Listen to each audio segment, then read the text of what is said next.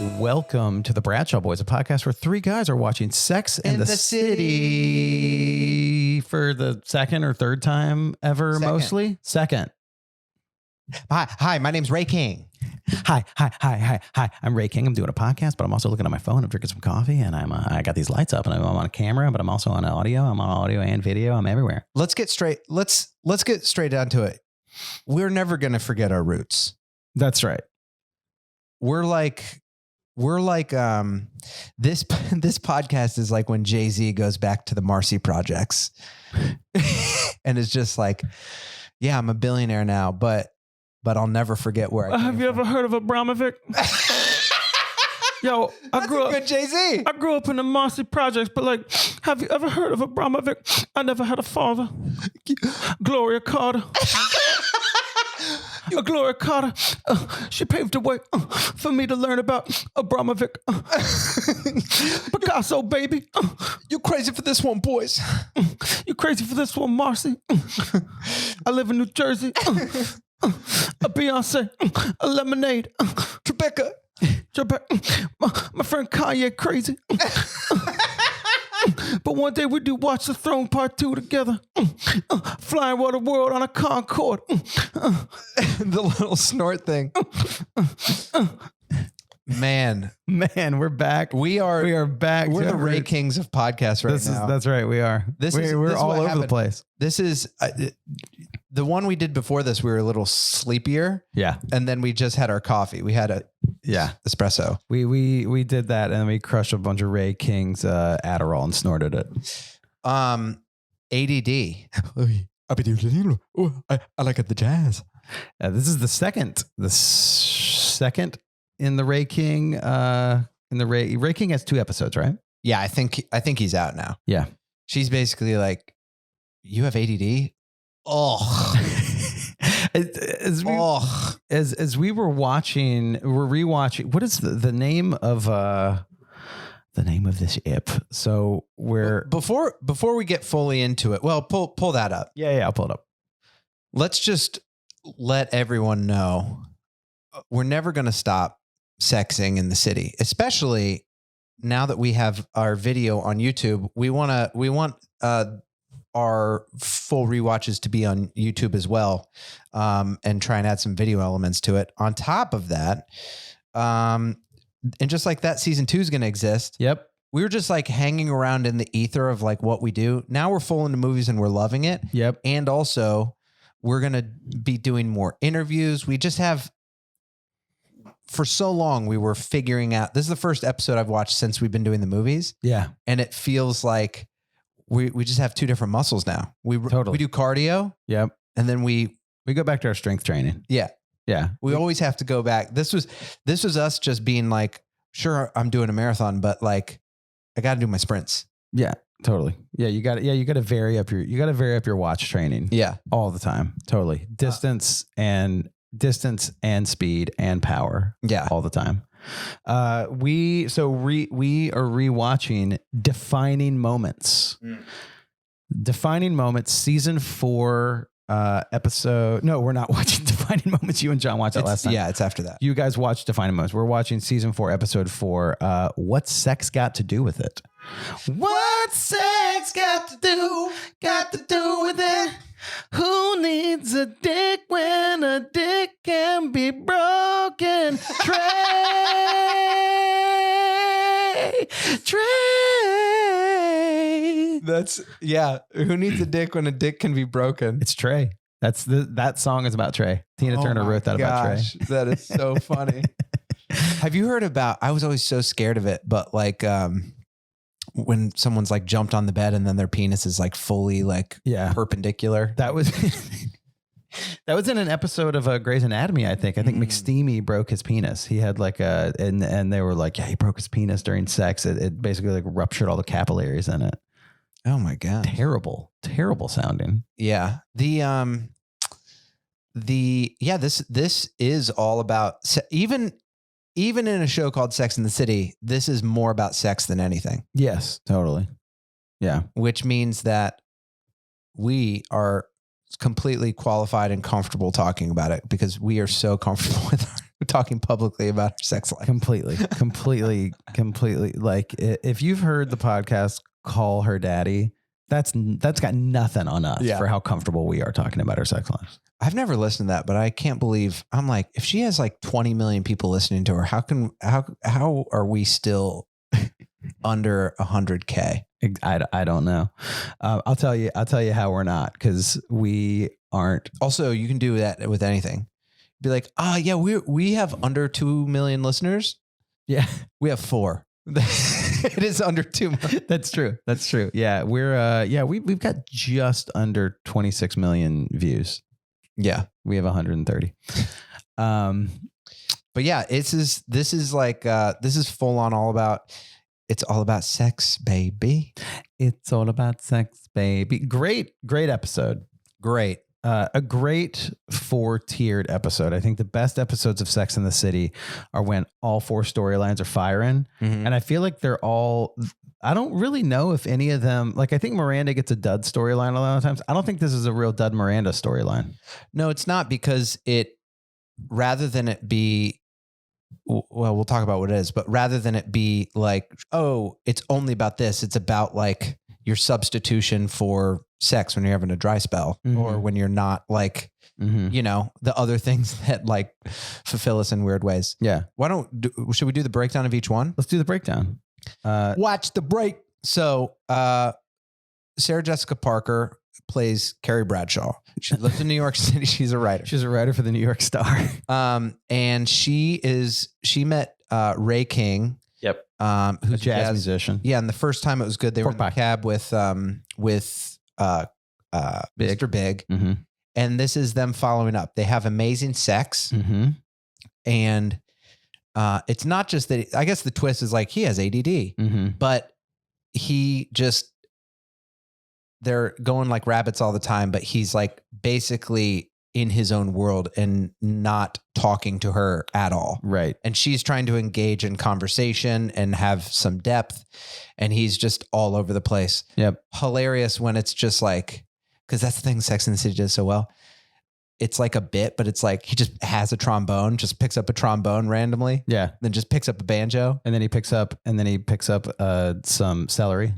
Yeah. And he's just like munching on celery. Yeah. And then he's like talks about shooting skeet. And then he blows, like acts like it's a gun. And he's like, why don't we have skeet in the city? And so meanwhile, Trey got his boner back. Yeah. He is getting hard as hell right now. Mm-hmm. And Trey and Charlotte are not living together. They are separated, and Charlotte is in her own apartment, but they're meeting back up to conquer the bed. Yeah. Yeah. And then, so they're just like going crazy. He wants his John Thomas, mm-hmm. To be measured. So he's like in this like adolescent kind of thing of like, oh my gosh, it's never been like this. Yeah. It hasn't been like this since my mom played with my testicles at one time. Yeah, totally. So he's like dealing with his boner stuff. Mm-hmm. Then we have Samantha Jones, mm-hmm. PR, mm-hmm. is in the lesbian phase. Mm-hmm. With her Portuguese lover, mm-hmm. Maria. And she's learning how to go mm-hmm. down. Sorry, I apologize. Sorry about that. Thank you. Deservedly so. So, and then she goes down on Maria so hard that she gets the elusive. Mm-hmm.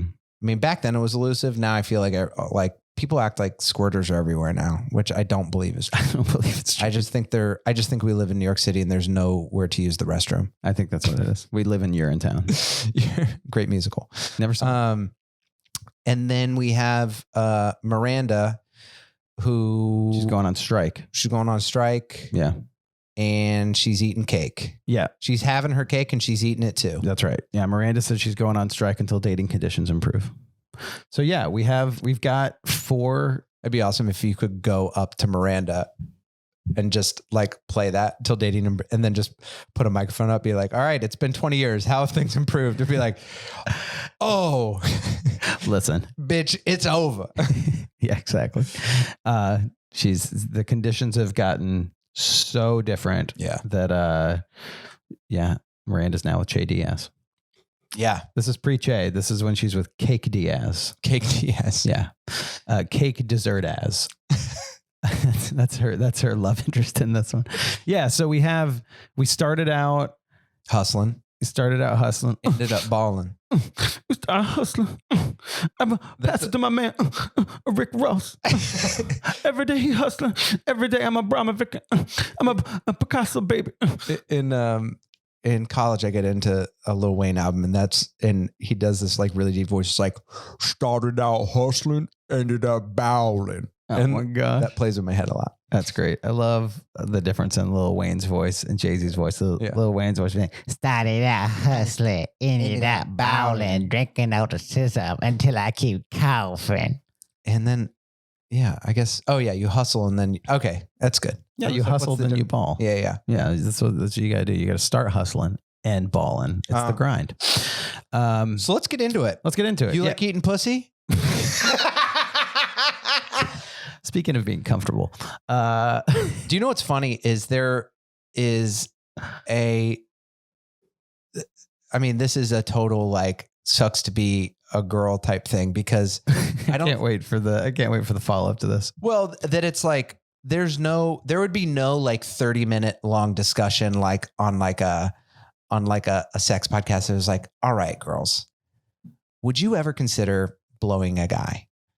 It's like an assumption that it's like, all right, you may not love doing it, but like it's going to happen. And there's so many discussions that it's like, guys, do you do that or not? And some guys are like, no. Yeah, I do not. But I will say, we talked about this a little bit on our 10 Things I Hate About You discussion. If you are into rom-coms, go listen to that. We talked about how the Julia Stiles feminist character has become it was a little bit of a trope in the movie, and it's because it's based on Taming of the Shrew, but then it's even more in the mainstream now, and I think that has become more of a thing in the sexual mainstream where it's like, and if he doesn't go down there, he can walk over there. It's like that is a non-negotiable. Yeah, which I kind of feel like on both ends of the spectrum, it should just be whatever you and your partner are comfortable with. Yeah, totally, absolutely. And some people probably don't get mouthy at all. Mouthy? Yeah. Mouth stuff. Mouthy. Oh, I thought you meant like mouthy about it. Like, oh yeah. I didn't realize you already did the pun. I thought I pointed out like there's a pun there. Well, I will say this, and this is as someone who, like when there's the comfort level of connection, like, that's when sex is always good, which is basically what Carrie is talking about. Like the perfect combination of like intellectual and sexual is better than just like rabbits. But I will say this, that, and this is a slight, I don't want to hop on and be a guy, because I'm pro that, pro going down. It is like, the difference would be like putting in a banana in your mouth or just like eating a thing of yogurt. Do you know what I mean? One, there's just more things happening. One, there's substance. The other one, it's just formless dairy. What the hell? I'm going to just put my face in a bunch of like gross fermented pudding? Hang on a second. I like yogurt. You telling me, you take down your pants, you put your London Bridge down, and all I've got is just a murky river? Is that what I'm looking at? Babe, come on. Now let me pull out this banana and you open up and make a split. Okay. That's what you just said. All right. This is the evidence. I would say I would update your argument to say maybe like eating a peach. Okay. As opposed to a bunch of yogurt. This is what I would say. Go for it. There are no penis doctors. Okay? What? There are no penis doctors. There's not? There's a lot going on with the vagina. Absolutely. There's way more going on with the vagina. I want to update your argument to say there are penis doctors, but keep going. Yeah, but there's not a penis doctor that is like... I guarantee you there is. That there's not... you have to look it up, but you know what a gynecologist is, which proves my point. You know what I mean? I mean, a urologist is a penis doctor. Yeah, but there's way more that is going on with the vagina. Absolutely. What is it called? I mean, urologist is A the first thing that cockologist. comes this. One is a penis doctor called a urologist, doctor specialist in treatment of diseases and conditions affecting the Why urinary does that system. have two N's in penis? Penis? What is a penis doctor? What website is that? That is the main thing on Yeah. Google Ask. Is they spelled penis wrong or like doctors? Yeah. No, you're right. There is a Penis doctor. penis doctor.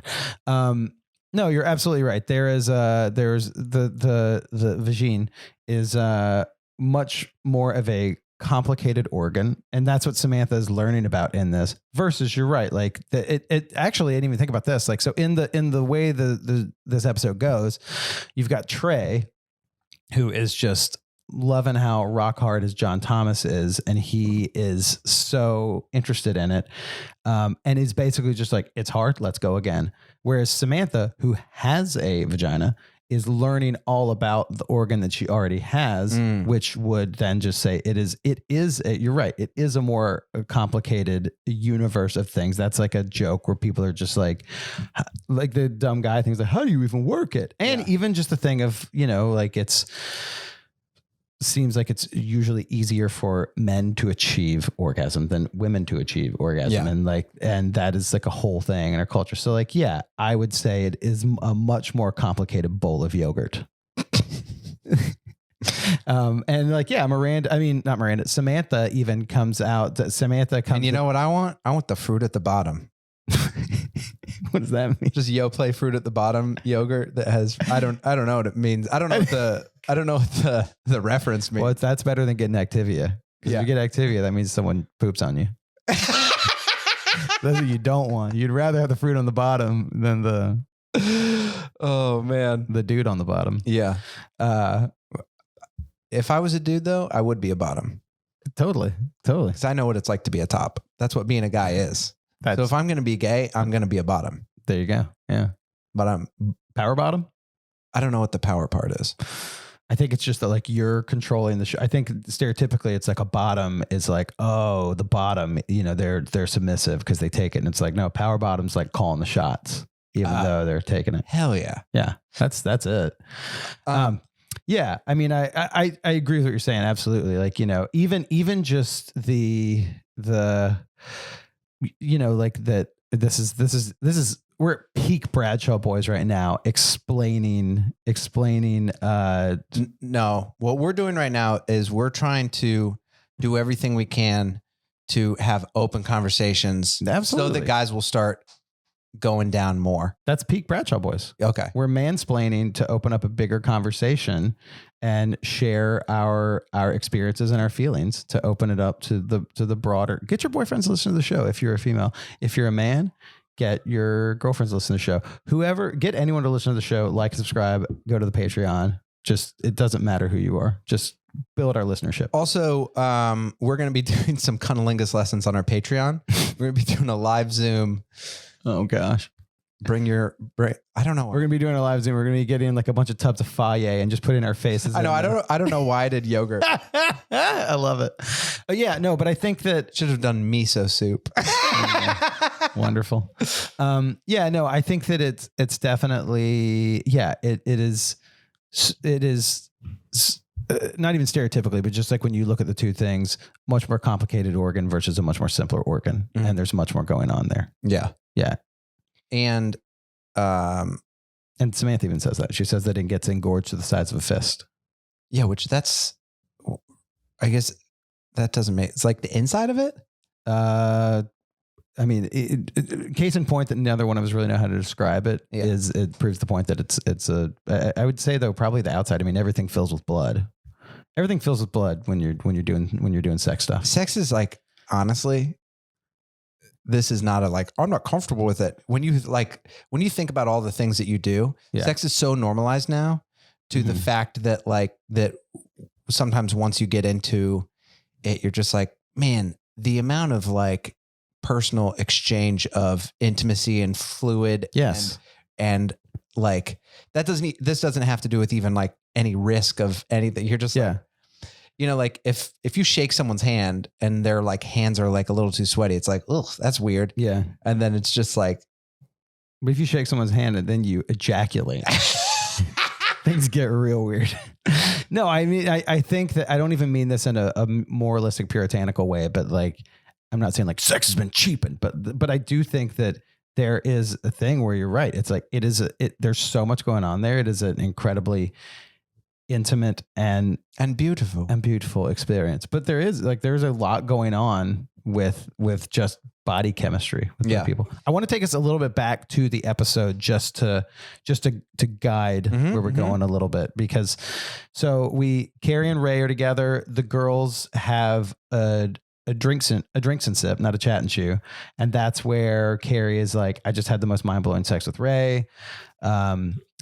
Miranda says she's going off the dating market. That's where Samantha says she's dating Maria. And then they're all like, what? And then Maria shows up. And then it leads Carrie to her column of saying, her headline is, what comes first, the chicken or the sex? Being like that Maria and Samantha haven't even had sex at the beginning of this. Her and Ray are having a ton of sex, but they don't really know much about each other. So yeah, I think that kind of brings back to this thing of like, where does it fit in relationships with them? Miranda's not even having sex. She's just eating cake. Yeah. She's having cake sex. We should all be Mirandas. It's funny. I bet Chelsea and Lauren would be like, all right, not everything. Yeah. You know? Yeah. We're down with the strike, but you got to get it sometime. Exactly. Yeah. I mean, it's an interesting thing. It's so funny. It's weird for sex to be this like thing that you're like only thinking about in theory, which, you know, was my case until I was much older. Mm-hmm. And, you know, there's nothing like reality of what people already told you to experience to realize like, oh, that's right. That it's like, you know, you may be like, you know what? I just want to have sex. I don't even care if it, like, and then it's like, you have sex with like someone who's attractive and you're like, oh, and there's no chemistry or something there. Mm-hmm, mm-hmm. Then you are just like, I just want to go home, or like, why is this person in my house? Yeah. And they talk about it in that it's like, it's just bodies. What's that line? They're just like, now, am I getting mixed up with a different thing we watched? I think you might be getting that mixed up. I'm not sure. But when it's just like, oh, I think this was in Crazy Stupid Love. Sorry. Oh, okay. But it was just like bodies mushing around. Oh yeah. And yeah, I think it's interesting because as like ahead of its time, the show was, Carrie's whole storyline is basically her. I mean, she's still in love with Big. Mm-hmm. There's a huge bug behind us. Oh, hey, it kind of looks like it looks like a silverfish. Yeah. Which I don't like. You know, silverfish will eat books. That's really? That's a little science fact for the pod as we're talking about Caribbean love. This is not a vegan podcast. Sorry, I can't have. There it goes. It just crawled off. Kevin is just trying to kill it with multiple things, and did it run away? Did you get it? Yeah, we got it. We got it with the Sex and the City DVD case. Thank you for the press thing that sent us the Sex and the City Blu-ray DVDs, because we just used it to kill a buck. Yeah, I mean that Carrie ends up saying that at the end of this episode, where she keeps having like, she has mind-blowing sex with Ray King at the beginning of it. She's on the phone with Samantha, kind of talking about Samantha being a lesbian. Then Ray King shows up with a bottle of bourbon and goes, I want to drink bourbon and I want to go down on you. Not necessarily in that order. Ray King's down with it. Ray King's down with going down. And then if you had bourbon on your breath, you might get a little drunk from that. If someone drank bourbon and then maybe it'd be like having a vodka tampon. Yeah. That's kind of all right. I'm going to just mark that in my cunnilingus notes. Take a shot, get hammered, and then do it. But then, and then at the end, when she realizes Ray King has ADD,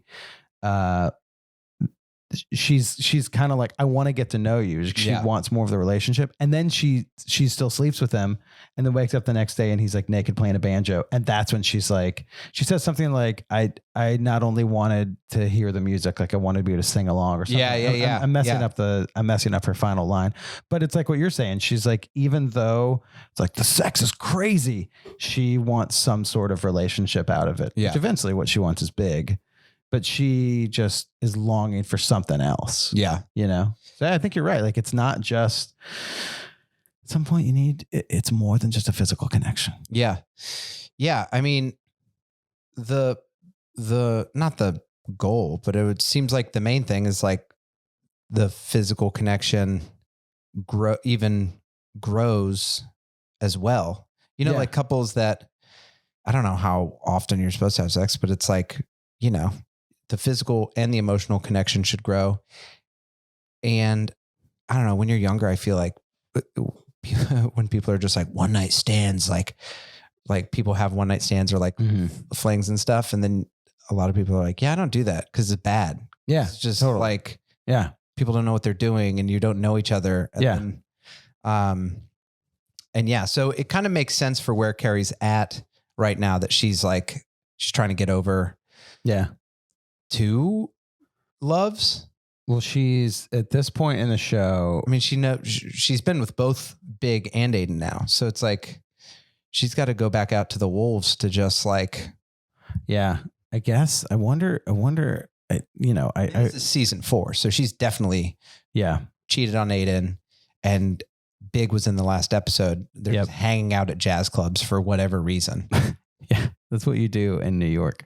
I think we talked about this when we went. I mean, for whatever reason, because it's like, of course, if you're hanging out with Mr. Big, you're going to feel complicated, but yeah, totally. I mean, that's true. Yeah. They're doing the work. Well, because they were in the thing where they're like, we're friends now. Yeah. But then they had the weird thing with Ray King in the cab in the episode before this. Yeah. And I know that soon we will get some Aiden back in her life. Soon and very soon, we are going to see Ray King.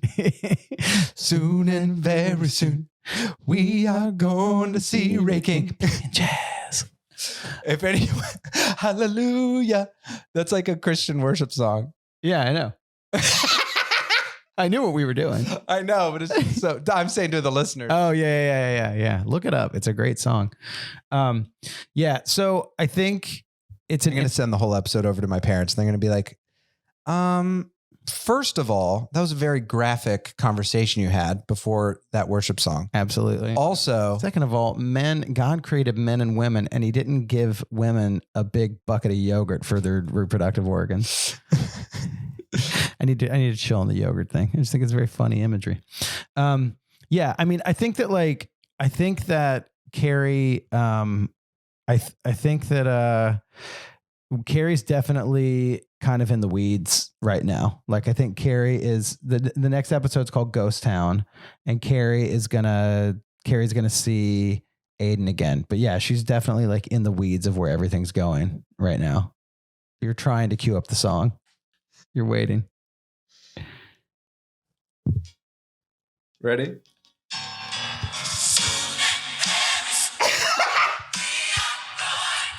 Ray King.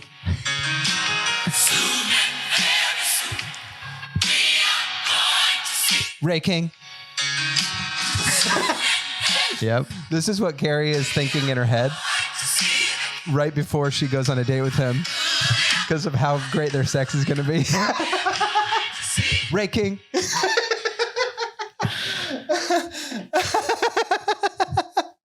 A+ bit.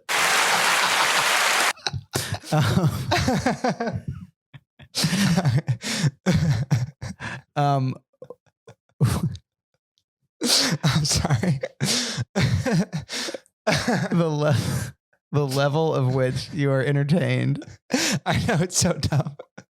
I'm just imagining Carrie listening to that as she's like going to the date because she can't wait to get laid by him. I mean, it would be great if they put that into the episode. And then I'm just thinking about how many people that like listen to that song, if they heard me doing that, they'd be like, why would you do this? Why would this be funny?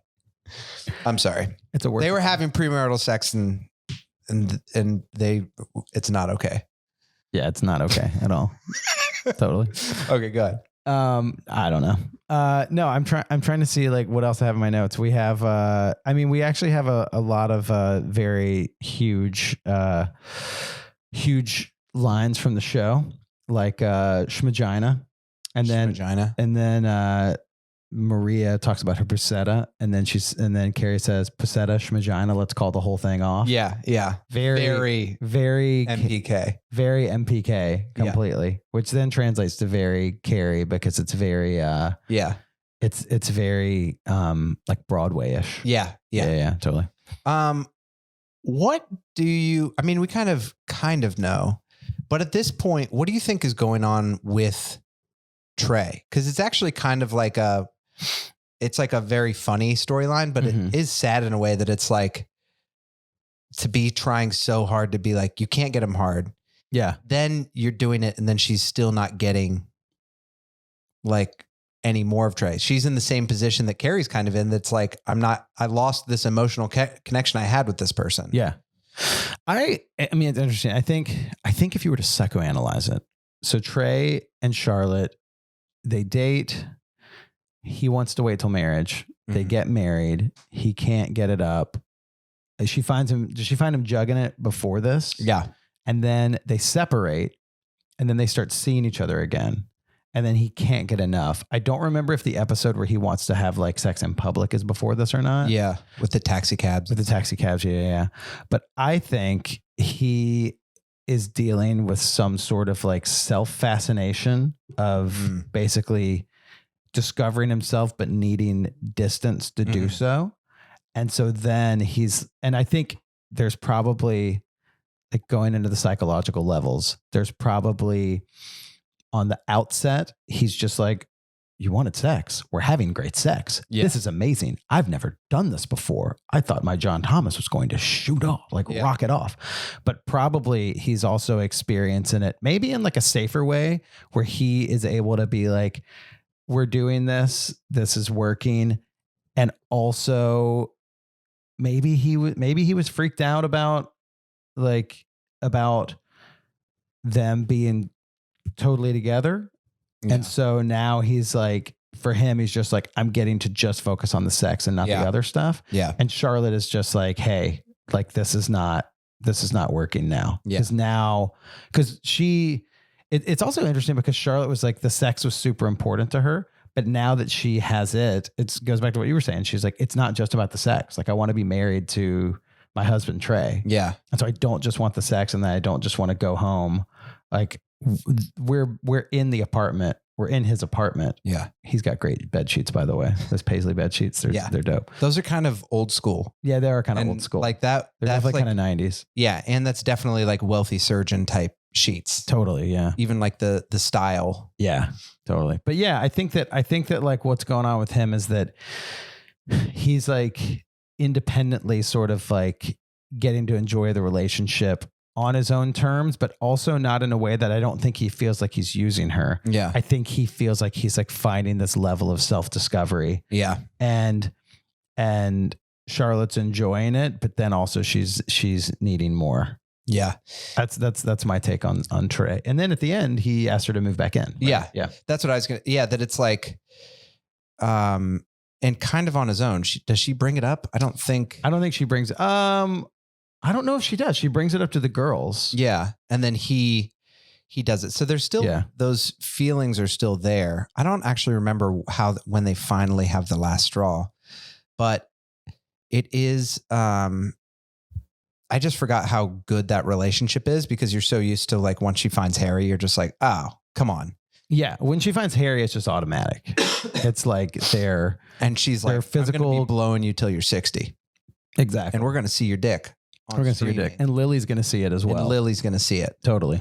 But have we seen Harry go down on her? No. And that's the problem. That's a good point. We never did see that. But yeah, I just love their relationship because it's such a good, bad relationship. Trey and Charlotte's. Yes, totally. Yeah, they're actually like pretty mismatched. Yeah. They're just not a great match for each other. And it's a bummer because it's like, they're always on a different page, and it just sucks because they love each other. Yeah. But, and watching someone like be excited for someone to be validated in a way or something like that's like sad for Charlotte. Yeah. And then it ends up being sad in other episodes for Trey, like when he shows up to be there for her, even though it's like, they just have such a really good, tragic relationship. And I don't know that many other ones on TV that there's a lot of Trey hate out there because you shouldn't be with him, but Trait. But I just think they're a really good couple of like, they shouldn't be together, but what a great person. Yeah. And I'm sure there's like lots of those out there. I just can't think of that many of them. Yeah. I mean, yeah, that's true. I can't think of another one off the top of my head that looks like that one, because I think the interesting thing with theirs is that it's so buttoned up with her being like a Park Avenue princess, you know, and him being a surgeon and everything being super nice about them. This is what I was thinking, is that her and Harry's relationship feels, part of the reason her and Harry's relationship feels like it works so much is because to both of them, they sort of stand up to each other. Yeah. You know, like she stands up to him for like watching the Mets while they're eating because it's Sabbath. And he's like watching the Mets in the background. And then she's like, I made this nice Sabbath dinner. I converted for you. Don't break it. Yeah. And then I feel like he stands up to Charlotte in some ways where he's like, babe, okay, I got it. But you're getting a little intense right now. And he talks about the things that are important in his life. Whereas I feel like Trey and Charlotte are just like eggshells all the time. Yeah. Tiptoeing around. And then they're like, well, let's The work. worst. The worst. The worst. Also the most advice that you get from like people that are in good relationships. They're just like, yeah, it shouldn't be that hard. That's like, Yeah. when you're like, ask advice, because I've been in just one relationship that's been like that, but it's like, because then you look at like my parents or John and Katie, or like, and you're just, and you want them to like have this like magic thing that it's like, you know what we do? We communicate or whatever like that. Yeah. And instead they're just like, yeah, we just taught, like, it just shouldn't be that hard, because, and that's like how I feel for Trey and now they're married. So I've wished that they probably, there was enough red flags before they got engaged. Yeah, totally. Do you know what I mean? That it's like, you could avoid this, but it was almost like they got in this situation because she wanted something so bad. And then Trey, just hopefully post their breakup, figured some things out. Hopefully Bunny, his mom, like died and then he had to go to therapy, and then, or he had to reckoned with that. Had a wake up call from like a divorce that is like, I need to figure out what I'm not dealing with. Totally. Yeah. I wonder if Trey ever got healthy. Like, I wonder if Trey ever got to the point where, because I wonder if like healthy for Trey ends up being that he's just like, oh, I'm a little detached in romantic relationships, but to be honest, I don't know if I fully want one, and that's okay. You know, like I wonder what that would look like for Trey, because you're right. I think that Charlotte really wanted it, and he was just like, alrighty. Yeah. That's what we'll do. Yeah. So I do wonder if he just ever. Well, dude, imagine he's like, in a way, Trey McDougal is like George Clooney before you met Amal or whatever. Yeah. That's he's not like a playboy, but it's just like, imagine if you're Trey McDougal in real life. Yeah. You look like that and you're a surgeon. Every fucking person on the Upper East Side who's single is going to want to lock you down. Absolutely. Also, you're like you come from like a high class, a high class family, I guess. That's what I'm trying to say. Yeah. Yeah. You, everything about you all the time. Easy. And so I feel like maybe what he would have learned through this is like some separation from his mom. I'm sure he learned even I don't remember the specifics, but he stands up to her a little bit, but then also mother. But then after this, once you go through a divorce, you've got to be like, all right, not what does Charlotte want? Like, what do these people pressuring me want? What do I want? Yeah. And maybe that's just like, no, we just need to date. He just doesn't seem like the type of person that's going to get into being like oh, I'm just going to go to every cocktail party and find every, No. We get to make up in our heads what it is, because I don't think it's going to be in next season. I mean, just like that. No.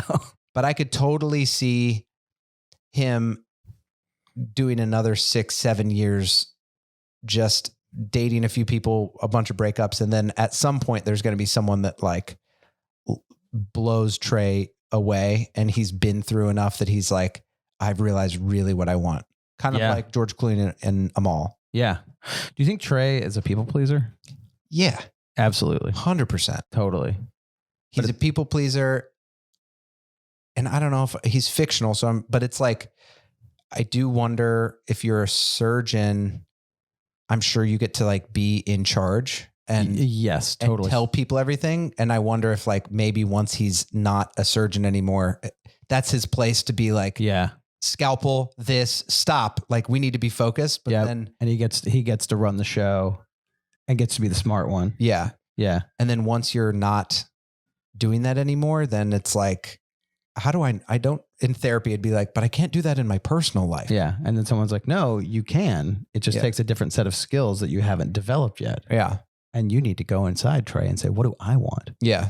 He has to go crazy. Trey is a surgeon, but in order to have it fixed, he has to go into surgery himself. He's got to get someone to open up his heart and show Trey what he wants. You're crazy for this one, Trey. Trey, you a surgeon. With a scalpel. You was with a scalpel. With the cuts. Yo. Anesthesia. Thank you, everybody. Thanks so much. Are you enjoying the rewatches? Are you? Because we are. We are. Loving the rewatches. That was some fun. Trainalysis. It was. It really was some fun Trainalysis. I think that the fun thing is that like now that we like we're not just like this Trey guy's crazy. Like now that we know the arc, we can get deeper into the characters. And it's like I love them all. I love them all too. Great episode with 4 great arcs. Plus we get to get some Trey and we get some Maria. It's great. Some Ray. Join the movie club. Yep. Give us on Patreon and subscribe to our YouTube if you want to see our dumb faces. Yep. And we'll see you later, taters. Later, taters. The Bradshaw Boys stars Cory Cavin, Kevin James Doyle, and Jon Sieber. The show is produced by me, Jeremy Balon, and narrated by Katie Sieber. This podcast is part of the Seltzer Kings Network. Check out all their great podcasts at seltzerkings.com. You can find the boys on their socials at The Bradshaw Boys or on their website at thebradshawboys.com. And as always, if you see them in the street, tip your glass. Thanks for listening.